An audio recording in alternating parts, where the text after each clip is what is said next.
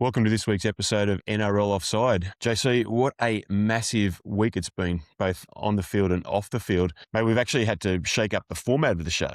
So much has happened over the last 7 days that we've had to make a few changes to our usual format to get all of this week's news in. But, mate, before we get there, we do have to talk about last week. While we were implementing 12 steps for your Roosters addiction recovery, talking about Magic Round, rambling about Puo Bear and mercurial characters. Mate, there was something that was happening that was mere hours away from exploding, and it pretty much exploded right under episode 11 of NRL Offside. And, of course, that was the announcement of Ivan Cleary's resignation. Mate, much like the Luai PNG announcement a few weeks previous to that, mate, we were gazumped again. I know we were talking about it in terms of being the podcaster's curse, but, mate, it really happened last week. Everything that we had in the can was pretty much made redundant in one fell swoop. Now, I mentioned a little bit earlier that we have sort of taken the opportunity to shake things up a little bit this week so we can incorporate some discussion of Ivan Cleary's resignation. We have a rare double grapple today, mate. We've had to shelve freeballing, unfortunately. That's on hiatus for the week just so we can talk about all of the things that have happened over the last week. But, mates, I do have the voice of the late, great Rex Moose Mossop in my head. Mate, shut the gate, the horse has bolted. I hope it hasn't. I hope that we've still got a few things that are worthwhile talking about in regards to Ivan Cleary's resignation. But, mate, it just does indicate how much of a whirlwind the NRL news cycle is in the year 2026. Mate, we also had quite a bit of feedback about our R-word ban. Now, I know you weren't impressed about the ban last week. The feedback was a little bit mixed. So I did receive, oh, God, it was a slightly delirious email from my great mate, Phil Fay. And, mate, I'll read this out exactly. You'll like this. So he said, "Nice. You have a career in Roostersaholic rehab. We might have to explore that as a concept."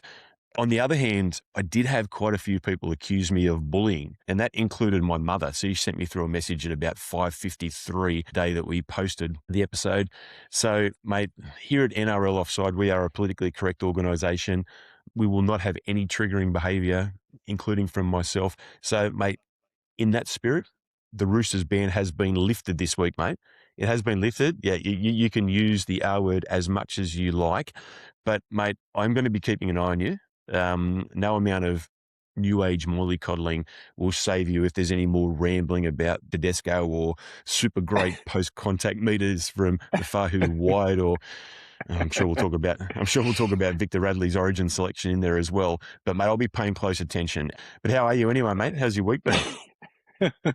G'day, Noz, and hello, listeners. I should start by saying, mate, I'm feeling relieved this week. I can still use the R word, and mate, I've got to agree with your mum. So well done to your mum. It's lots to talk about this episode, especially as you mentioned the bombshell news from Ivan Cleary. So, mate, over to you, Councillor Noz. Actually, no, I won't. I won't say that. I'll stick with Captain Noz now that you've relaxed the rules on the R word, mate. So, over to you. Well, I think I'm a little bit better as a captain than I am as a counsellor. If our WhatsApp school group was anything to go by, my counselling of you last week just failed miserably. But, mate, on to this week's show. I mentioned the fact that we have had to shake it up a little bit, but, mate, we can't go without speed round. We've got a magic speed round this week, Johnny. I think everybody will agree that Magic Round, as always, was absolutely phenomenal up there in Brisbane. What caught our eye? You have an uplifting one. I've got an Old-man-rant, which is revisiting something that we talked about a few weeks ago. The first of our grapples, as mentioned, we'll be talking about the Ivan Cleary announcement. Then we've got our round preview. How'd you go with tipping on the weekend, JC?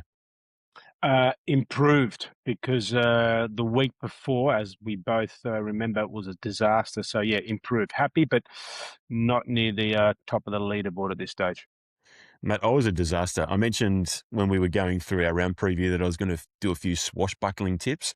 Well, mate, unfortunately, I missed the ropes as I was swinging from mast to mast and ended up face down on the poop deck with that one. So hopefully this week will improve. And our grapple 2. So again, this is the shake-up of the show that we were talking about. We're going to be having our reaction to the Queensland and New South Wales Origin team announcements. Plenty to discuss with that. But first of all, JC, as we always do to kick off our show, we are on to speed rounds.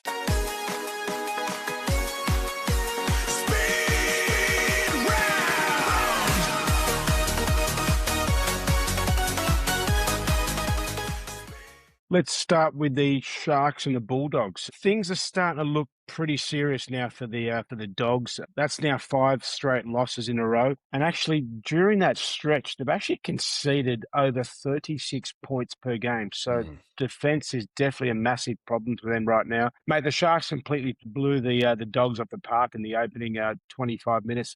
And to be fair, mate, some of those tries were pretty soft.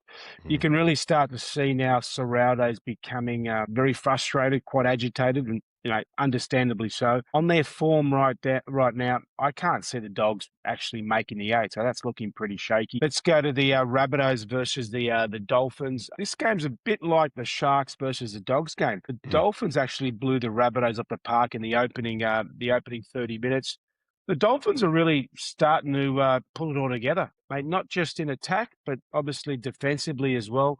Their forwards really laid the platform beautifully, I thought, led by Max Plath. And then obviously they've got some pretty silky outside backs that finish off the job. And my man, Bostock, mate, his stocks are rising every week, so well done, young man. Let's go to the Tigers versus the Sea Eagles. This Manly run, mate, just keeps on rolling on. Right now, mate, they look like probably the most complete football team in the competition. Big, I call him Holy Moly, is absolutely terrorising teams, mate. He's running over defenders for fun and really setting the tone every week. As for the Tigers, that's now 3 heavy losses in a row.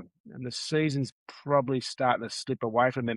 And surely it's only a matter of time before Fosball becomes the permanent Manly coach as well. So well done, Kieran, for him. Last game for me, I'll still stick with it because I thought it was quite funny last episode. The James Tedesco and Friends versus Cowboys. Now, I struggle when the Roosters lose. It really affects my moods, my weekends, big time. Watching this one, mate, I could swear right now, but it was bloody frustrating. High error count, poor completion sets, players getting hooked. Mate, Origin hopefuls that I really thought had some quiet games. And then the thing that really peeved me was really failing to capitalise against 12 men, mate, for almost 20 minutes with the Cowboys having 2 guys in the sin bin. That was pretty hard to swallow, to be honest. But look, credit where it's due. The Cowboys were quite outstanding, missing both Tom Dearden and the big boy JT. Mate, they showed plenty of courage, grit, and really scrambled strongly to get that win. Fully deserved, but hopefully this is the wake-up call that the Roosters needed. Maybe they'll probably start to read a few of the headlines that were floating around. So wasn't happy, but I thought it was still a pretty good Magic round overall. Mate, I'm going to call time out for a sec on the speed round. Just to mention, mate, you're a Roosters fan and you're talking about frustration to a Parramatta supporter. Mate, you're eating in Beppy's, mate. You're complaining about the fact that the truffles are a little bit overcooked, mate. I'm sipping on gruel here, so yeah, mate, you've got nothing to say about frustration, and that's a lovely little segue back into speed round for the Eels versus the Storm. Mate, the Storm were just too strong in a game where neither team really did much to show that they're going to be a threat in 2026. Melbourne put a bit of a score on Parramatta, but you need to look no further than the turgid first half, where both teams really struggled to hold onto the ball and get any type of cohesion. This game was more about the Eels' ongoing defensive woes. They continue to pad their league worst against record. And I talked about this last week, JC. Parramatta in Magic Round are now 1-6, having lost by a combined score in those games of 249 to 130. Yikes. Titans versus Knights. This game was a little bit tighter than the scoreline suggested, with the Knights only really getting away from the Titans in the last 20 minutes with some pretty slick tries that underline their backline potency. There were a few things about this game. Johnny, you'll probably agree with this. Mate, the Titans won the jersey stakes with their snazzy Chargers throwbacks. They were beautiful. Another thing about the Titans is Cooper Bye. He's really going to be a good one. He shows week by week that he's improving and he's got a lot of talent. And this one you might not be happy with, JC, but as I was watching poor old Junior Pauga muddle around for the Chooks on the wing, mate, I thought to myself, didn't Dom Young actually play for the Roosters last year? On to the Warriors versus the Broncos. Now, this game was a straight flex. And when I mean flex, it was a 1977 Mr. Olympia Arnie over Lou Ferrigno level flex. Mate, coming up against the defending champs, the Warriors straight rolled a Broncos team that was desperate for a victory and on their home turf. Yes, they were helped a little bit by the perplexing sin binning of Pat Carrigan. It barely looked like a penalty, let alone 10 minutes on the sideline. But the Wars just looked fantastic. Yeah. And speaking of fantastic, JC, is there any better side in footy than Dallin Watini's-Lesniak and his flowing mullet scoring a try, be it a spectacular put down in the corner or streaking away down the sideline? The only dark cloud for the Wars was the ACL injury to an informed Tanner Boyd. Unfortunately, it was an eerie recall of Luke Metcalf's 2025 injury, and he's hoping it doesn't have the same effect of derailing the Warriors season, because this is a team that is fantastic to watch. Panthers versus Dragon. And this game, for a period in the first half, it was like a fight between a midget and a normal-sized person, where the midget occasionally lands a nut punch that makes the opponent step back and take a deep breath. But let's face it, this was pretty much a training run for Penrith. They put in a pretty basic workmanlike performance, end up winning the game by 20 points. As for the Saints, I really don't know what to say. It's time to get back to basics for them. They need to start doing the little things like tackling someone when they run at you, but the season just looks increasingly bleak. Okay, that was pretty good, JC. Despite the timeout, we got through that in pretty quick time, so kudos to us again. Now on to what caught your eye over the weekend, Johnny. Mate, what caught my eye is the turnaround from the Dolphins over the past month. I mentioned earlier that, Manly are starting to look like, the complete football side. Well, I reckon you can throw the Dolphins into that conversation too. We know the Finns are renowned for their attacking flair and, their ability to score from anywhere on the park, especially when you've got, the likes of Hammer, Herbie, Katoa, Cobo, and that tall timber Bostock in your side.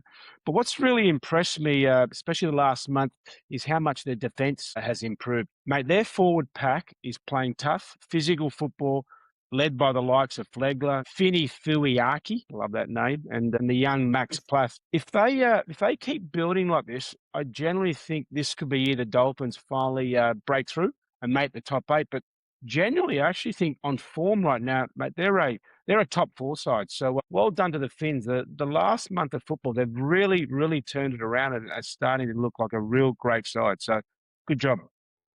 Yeah, mate, I'd agree with that. And you mentioned their defence, and that leads quite nicely into what I'm going to talk about, and that is just wing defence. The wing defence over the weekend was just awful, JC. Now, I've got a few caveats here. Firstly, it's a very difficult position to play defensively. So people are always moving at you. You're constantly having to make decisions. I'll also say that I never played on the wing, JC. I wasn't fast enough. But, mate, I can recall my various coaches telling the wingers in my teams, stay with your man.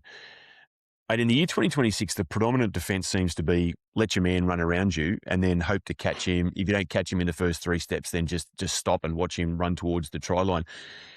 When Jason Saab scored his first try, I yelled at the television. It's very rare I yell at the television in any game other than one that Parramatta's playing. But I yelled at Luke Laualihi through the television, what are you doing? I mean, how do you catch Jason Saab when he gets to your outside? He's just got way too much speed. And surely, the defence has much more of a chance of catching the player on the inside than catching a supersonic winger once he's got a 3-metre lead on his opposite number. It then happened twice more. So Jason Saab actually scored 2 more tries. Now, I might be a dinosaur. I will freely admit that I don't spend hours in a darkened room working out defensive strategy and looking for tactics and structures. But, mate, I do know basic physics. And I know that fast beats slow, especially when fast is given a 3-metre head start.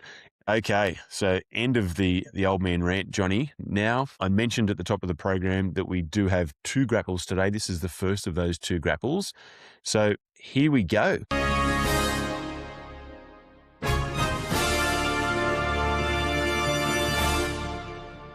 Mate, there was only one story over the last week. We've already mentioned it. It was a story that unfortunately blew up under our episode last week and left it in pieces, and that was the resignation of Ivan Cleary. So, Johnny, I know you spend a lot of time thinking about football. I know you've admired this Penrith team and the coaching of Ivan Cleary over the last 6 or 7 years. What's your take? Yeah, look, yeah, Ivan's announcement, definitely surprised me that he's going to be walking away from Penrith at the end of 2027. I won't lie, when I first heard the news coming through, I actually thought he was going to be finishing up at the end of this year, but obviously, it was announced that it was going to be at the end of next year, so probably just softened it a little bit. But look, the big question out of all of this for me, and I think obviously for everybody, is what does it mean for his son, Nathan Cleary, from 2028 onwards? Because I understand November 1 this year, he becomes a free agent. There's a lot of scenarios. Does he stay loyal to the Panthers? Does he join an NRL club? Does he head to England with young Mary? Does he even have a crack at some of the more fancy rugby teams overseas? Look, from now until Ivan leaves, you can just feel that the speculation and the constant noise around Nathan and the Panthers is going to be pretty huge. But back to Nathan, back to Ivan. What an unbelievable coaching career. Mm. As you said, 4 straight premierships is pretty extraordinary. And to be honest, I wouldn't be surprised if he doesn't finish with another 1 or 2 premierships before he finishes up. So, still a chance to go out with 5 or 6 comps. I don't think we've seen the last of Ivan Cleary, clearly in rugby league. I absolutely can see him, coaching the Blues in the future, maybe even 2028, depending what happens this year and next year. I also think that Ivan could probably become a Gus Gould style of, coaching director or football boss in the future, especially helping clubs, rebuild, putting in place systems. He's still relatively young. I think he's got a pretty good, footy brain, and he's definitely going to be around the game. And I think he's got plenty to offer. So, well done for announcing it early. You're going out on your terms, but yeah, I think we'll see Ivan in the game for much longer down the track. But I don't want to step on the grapple part 2. We're going to be talking about the Origin team selections, but with that New South Wales team, maybe Ivan will be coaching the Blues by game 2. Mate, the thing about it, and you mentioned it in your section, the decision came completely out of the blue. In this era of 24/7 news where we sort of seem to cycle from sensational story to the next, it really did floor everybody. I don't think anybody saw it coming. But the big question's why? And the press conference itself was really interesting. Cleary was talking about how much he loved Penrith. He was talking about the fact that he's now spent over 35 years at the elite level as both a player and assistant coach, and for the last, maybe 20 odd years as a head coach. And I genuinely believe that he is tired and it's a lifestyle change. In that sense, I mean, the type of things that he was talking about within the press conference in terms of he couldn't coach against Penrith and he's going to take a rest. If he suddenly turns around and is announced as a coach or an advisor of the expansion team, or he's going to be doing another role, then, I mean, all of his integrity pretty much goes out the window. And he's a bloke that has a pretty strong sense of integrity. So I think that what he said in the press conference is feeding him. I don't think he has any real ambition to do things with other clubs. That said, he has, in one fell swoop, become the elephant in the room. Whenever there's anything about coaches on the hot seat, Ivan Cleary now comes into the conversation. I must admit as well, JC, that I am very proud of you, mate. So within your talk about Ivan Cleary, you did not mention the James Tedesco and Friends organisation once. So that's showing that your recovery is on track. But that just underpins some of the things that were swirling around after the announcement. He's off to Belmore, he's off to Bondi. Is he going to go to one of the expansion teams, be it Perth or PNG? Now, mate, I've got a slightly different take on this. You mentioned that he's likely to slip into a role where he's an advisor to clubs. He might step into a GM role. I personally think he's going to probably take some sort of cushy back office job at the Panthers. He'll get a few speaking commitments. He might get a cushy rep job here and there, but he can probably still pull a mil or so out of the game without doing as much work as he's currently doing. But the team that intrigues me in regards to Ivan Cleary is the New Zealand Warriors. Now, at Penrith, I think everybody will admit that Penrith was an absolute sleeping giant. Cleary went in there. He set up all the pathways. He put this fantastic coaching structure in place, and they've been a juggernaut. Mate, the closest comparison we have are the Warriors over in New Zealand. Now, I know Andrew Webster is entrenched over there and he's doing a fantastic job, but it is very intriguing. If Cleary can go over there and have the same impact as he had with the Panthers in terms of bringing their juniors through, in terms of unlocking their potential, mate, the Warriors could be anything.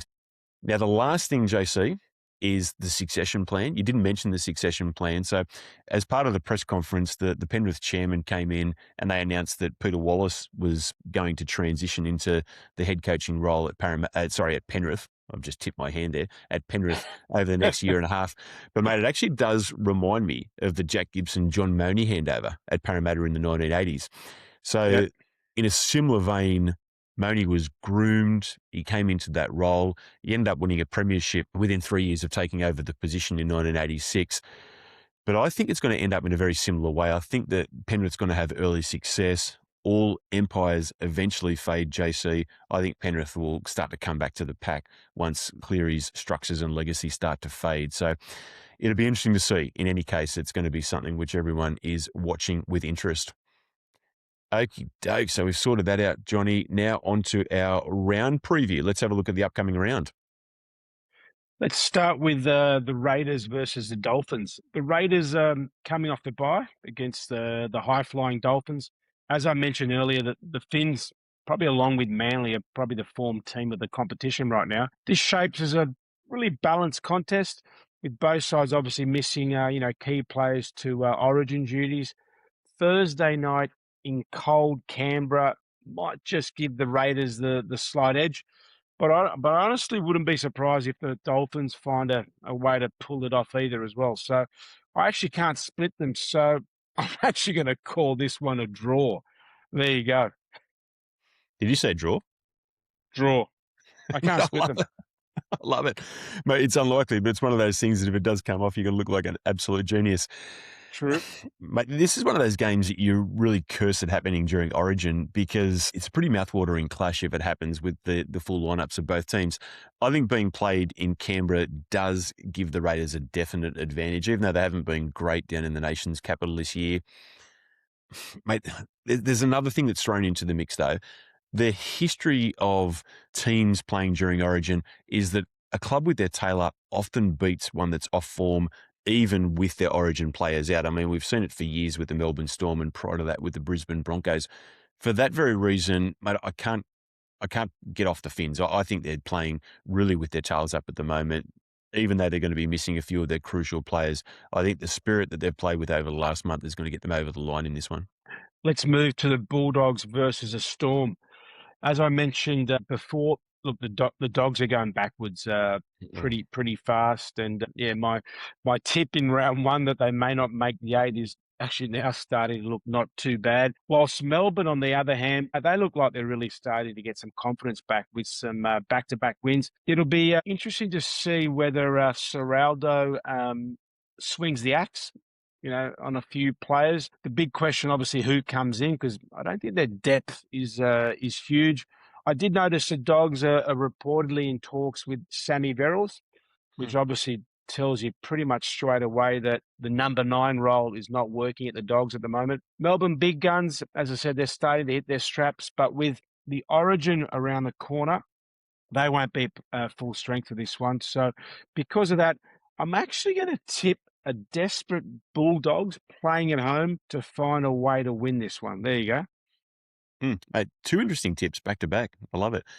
Actually, I didn't know that about Sam Verrills, but it'd be a good pickup for the Dogs at this particular point of the season. Mate, their dummy half player's just been substandard from Bailey Hayward. There's been times where I think they'd be better off suiting up a 72-year-old George Paponis. It'd probably be an improvement over Hayward.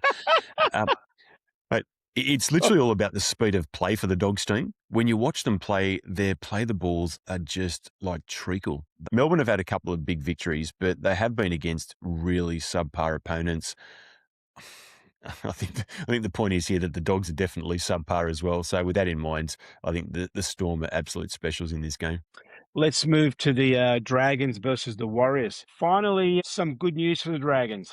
Not on the field, but with their recruitment. In recent weeks, they've secured the drink drink water. Mm. And just during the week, they've announced Luke Metcalf joining the team, which I think is a great signing. And that's obviously on top of Keenan from South. So at least there's some positive signs around the club's future, which is good. But right now on the field, yeah, as you mentioned earlier, things are looking pretty dire. The Warriors are playing with massive confidence and momentum at the moment, and I actually think they're probably going to pile on the points and probably win this one comfortably. We've been bagging the Dragons pretty steadily in this podcast, and it stands to reason they have been head and shoulders the worst team in the competition.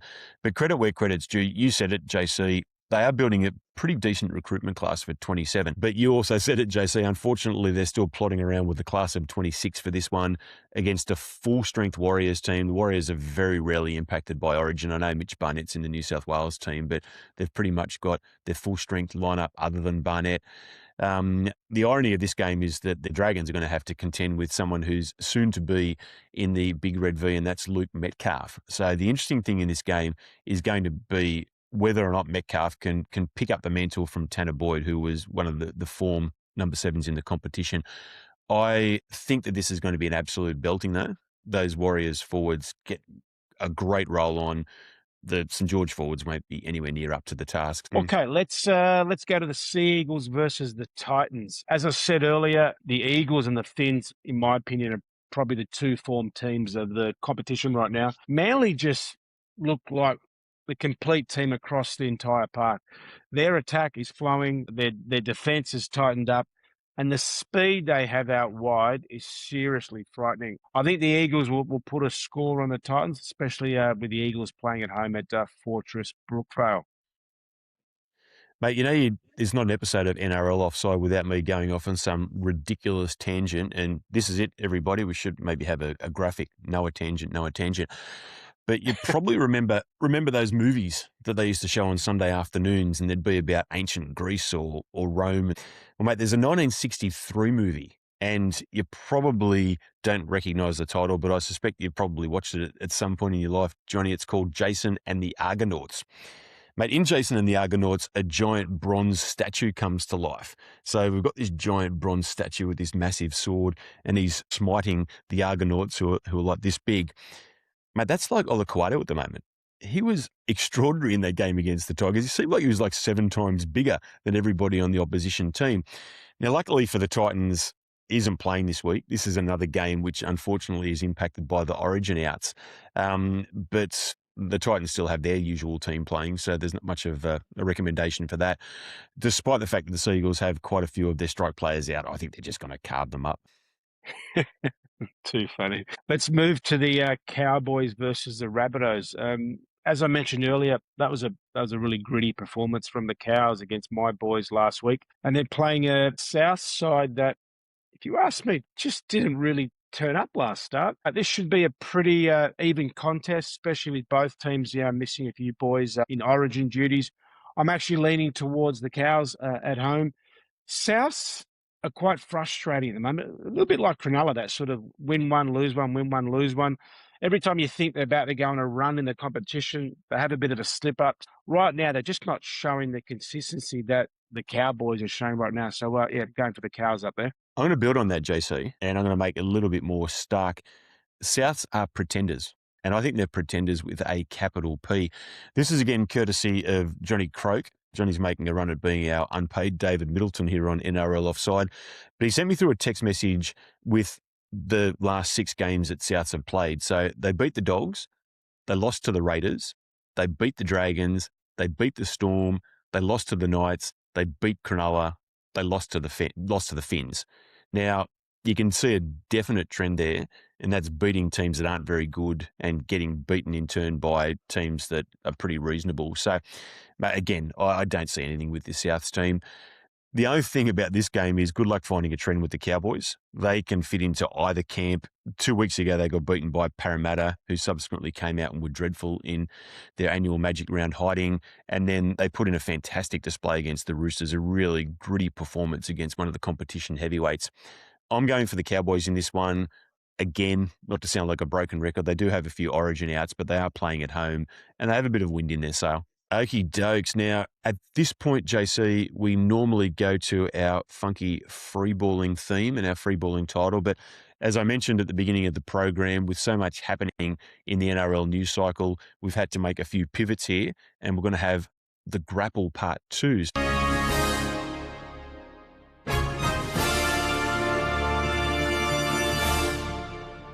So the New South Wales and Queensland Origin teams were named on Monday. Plenty of controversy as per usual, plenty of food for thought. Now, you're going to be talking about the New South Wales team, JC. So, mate, hit us. What are your thoughts on the Blues and their named lineup? I actually like the team. I know there's been a bit of debate, especially when the news came out yesterday. Look, plenty of players in form, plus I like the bench. I think it's very versatile, with Murray, Strange on the bench. The big debate, was always going to be around who gets the number 1 jersey. Tough on Edwards because, as Laurie said yesterday, he's pretty much done nothing wrong. You can really see that, maybe, Loza wanted to maybe limit the sort of Penrith connection a little bit. Clearly, they want to play a particular style of game with that more attacking flow, and hence, obviously, Teddy got the start.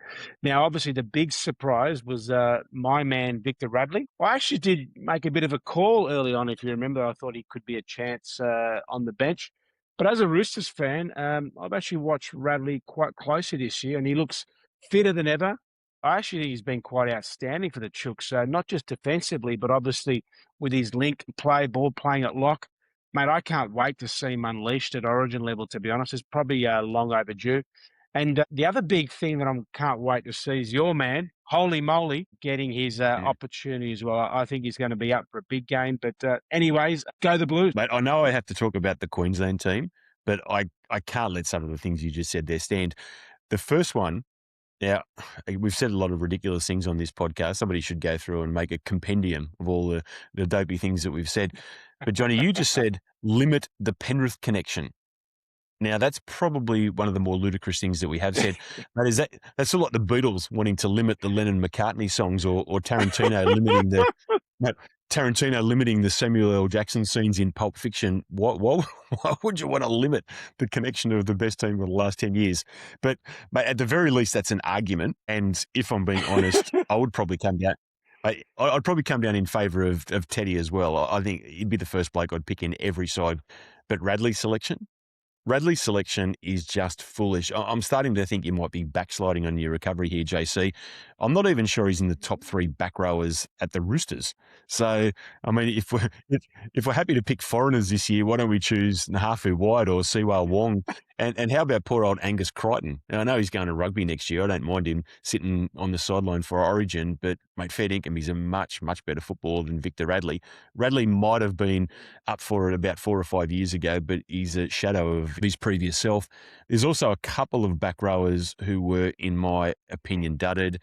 Jacob Preston in particular. I know the Dogs have backslided over the last month or so, but he's been great. And Keon Kalamatangi as well. I think he was very tough to have missed out his degree of versatility on the bench. Now, I am ostensibly here to talk about Queensland. I've just talked about New South Wales. I apologise for that. Mate, I've only got one thing to say about Queensland, and that's thank you, Billy Slater. Now, if you think about this Origin series in 2024, mate, we had to sacrifice Joseph Suolihi to get rid of Reece Walsh in game 1. Mate, this year Billy's done it for us. It is without a doubt one of the dopiest selection decisions I have ever seen. But, mate, that's not all. This is the cherry on top of Billy's more on Sunday. This is actually a direct quote from Slater regarding Walsh. Are you ready for this, Johnny? You might have read this. Like myself, you might have got what? But Slater said, I love the way Reece plays his footy. He's getting there. He's getting there, Billy. He got there last year. He played 4 or 5 of the most extraordinary games we've ever seen to lead the Broncos to the premiership. Mate, that is as perplexing a selection decision as I've ever seen. I know you and I were talking about it, and I actually posed the question to you, would Coach Billy have actually picked player Billy? Because with that sort of idiotic selection, maybe he wouldn't have. Mate, I've got a couple of other quick-fire points with Queensland. I think Sam Walker is custom-made for Origin. I think he's going to be great. He just has that off-the-cuff ability to really sort of throw something different in Origin, and that can make a big difference. Unfortunately, I don't think Max Plath will be very good in the Origin arena. I think he's too small and he's too slow. I think Brenton Nickera is a great in for Queensland as well. He's probably the premier line runner in the competition. Capewell's not. I don't know why they keep picking Capewell. He must be like 73 years old. But mate, a word of warning. I do like the Queensland pack. I like it with Flegler. He gives it that edge of toughness. Tino, Cotter, mate, they've got a good mix of experience, skill, and mobility. And I think it's something that New South Wales really need to watch out for. But again, Johnny, who cares? Go the mighty Blues. Yeah, agree. Yeah, forget about Queensland. Now, on to our outro, Johnny. This show's seemingly gone by in the blink of an eye, but we can't finish without Vox Popping. So, again, we're into our third week of Vox Popping. It's our weekly segment where we just give back some of the comments from our listeners.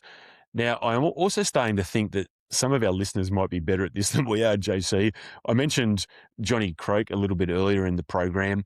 Mate, he had this absolutely brilliant comment that he texted to me over the weekend. I have to read this to get the full effect. So he said, mate, I have a new segment for your program. It's called Checkmate. I was listening to the latest podcast today, and because I like trivial rubbish, I decided to count the number of times you and your esteemed partner used the word mate. The total for today's episode was 115. I was highly amused and also eternally grateful that you don't use the term bro. Now, a couple of things. Firstly, Johnny, thank you very much for being the fact checker for the show. We certainly need one. But I did some back of the envelope calculations. Mate, that meant, I just said it there, that meant that we used the word mate every 21 seconds in last week's show. So we'll see how we go this week. What was your feedback, Johnny? Oh shit! I'm in stitches. On my side, mate said to me, "Your rooster's intervention in the last episode was well and truly deserved, mate." I told him it wasn't fair, but look, he's a Tigers supporter, so I'll go easy on him. I've got another mate who watches us on the big screen at home through YouTube. It's a bit scary, but look, he actually sends me photos when he's about to tune in, which is pretty cool. So we're making it on the big screen, Noz. And then I've got another mate of mine who's a sales guy who's on the road a lot. So he tunes in to get his NRL fix. And wait for this, he's a Victorian, which is always nice. So it's proof that we do have some rugby league fans south of the border, mate. So yeah. So look, thanks everyone. Really appreciate the support. Where are we up to? Episode 11 now? Well, it's 12. 11. Yep. 11. That's 12. 12, I think. 12. So we've come a long way, mate. So yeah. So just on that note, just want to make sure that everyone sends through your thoughts on the show and anything that you want to share. We now have a Gmail account, so it's nrloffside@gmail.com. As Noz always says every week, make sure you subscribe, make sure you tune into whichever way you like to listen to your podcasts. And we really look forward to coming back to you for next week's episode 13. Stay well, everyone.